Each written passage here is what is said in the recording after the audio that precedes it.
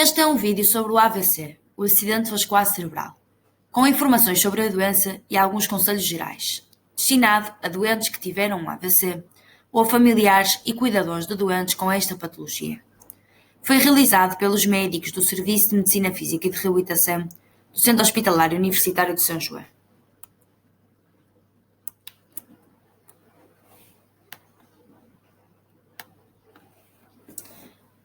O AVC é uma perda súbita de função neurológica por alteração no fluxo de sangue que chega ao cérebro, sendo que pode ser isquémico se houver uma obstrução de uma artéria, e este é vulgarmente chamado de trombose, ou pode ser hemorrágico se houver a ruptura de uma artéria, sendo este vulgarmente chamado de hemorragia cerebral. Em ambas as situações, ocorre a privação do oxigênio e dos nutrientes que deveriam chegar ao cérebro, e isto vai levar à alteração do seu funcionamento normal. São vários os fatores de risco para AVC, sendo que alguns deles, que estão aqui listados, são aqueles que são os mais comumente conhecidos e são aqueles que se associam a um elevado risco das pessoas terem AVCs. São eles a hipertensão arterial, ou seja, a pressão arterial alta, a diabetes mellitus, a dislipidemia, ou seja, o aumento da gordura do sangue, o tabagismo, o alcoolismo, a obesidade e as arritmias cardíacas, como sendo a fibrilação auricular, havendo, claro, outros fatores que se podem associar ao aumento do risco de AVCs. Para evitar o segundo AVC, nós recomendamos que faça uma alimentação saudável e variada, que pratique exercício físico ativo, que cumpra a medicação que lhe foi prescrita e que interrompa comportamentos nocivos, como sendo o consumo de álcool ou de tabaco. Estimamos nós que 80% dos segundos AVCs poderiam ser prevenidos por alterações de estilo de vida e pelo cumprimento da medicação prescrita pelo seu médico. Os sintomas do AVC são muito variados, sendo que os mais comuns assentam nos 3 Fs: F de face, F de fala e F de força. No F de face, prende-se com uma alteração da simetria da face que é súbita, que é de novo, que é inesperada, e que pode ser vista, por exemplo, com o doente ficar com a boca ao lado. No F de fala, é uma alteração da capacidade do doente de se expressar, que pode ser manifestada quer pela incapacidade do doente de falar, quer por falar com uma voz arrastada. O F de força prende-se com a instalação súbita de uma diminuição da força de um braço, de uma perna ou de ambos. Podem existir outros sintomas, nomeadamente uma dor de cabeça súbita e intensa, ou uma alteração súbita da visão, ou uma alteração da sensibilidade que o doente tem na face, no braço ou na perna. O tratamento do AVC é diferente conforme o AVC seja isquémico ou hemorrágico. No AVC isquémico, em alguns casos, pode ser feita trombólise, ou seja, uma medicação injetável que vai dissolver o trombo que está a obstruir a artéria, ou trombectomia, que é um procedimento para remover diretamente o trombo da artéria. Bastante diferente daquilo que acontece no AVC hemorrágico, que se deve à ruptura de uma artéria e que, portanto, nós podemos tratá-lo controlando o pico de hipertensão,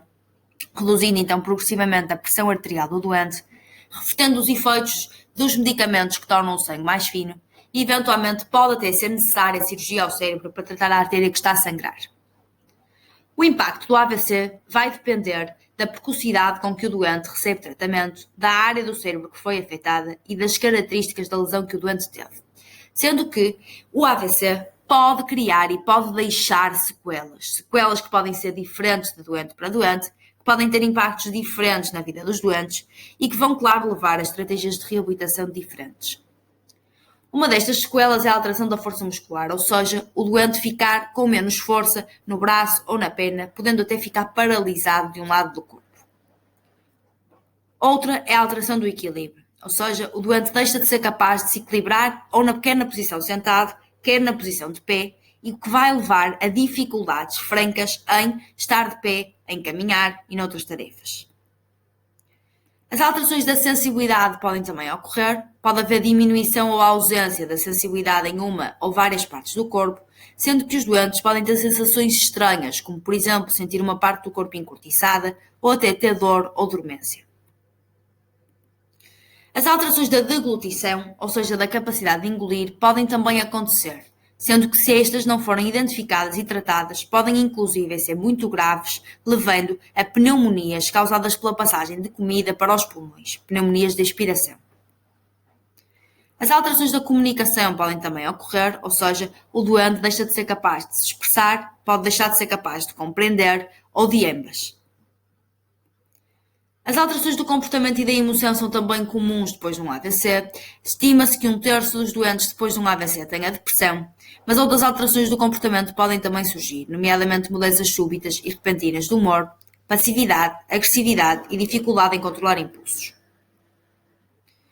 Se teve um AVC, existe tratamento dirigido para a sua doença e é importantíssimo identificar-se e corrigirem-se os fatores de risco. Mas o AVC pode deixar sequelas, pode deixar alterações da autonomia e pode levar a alterações do estilo de vida.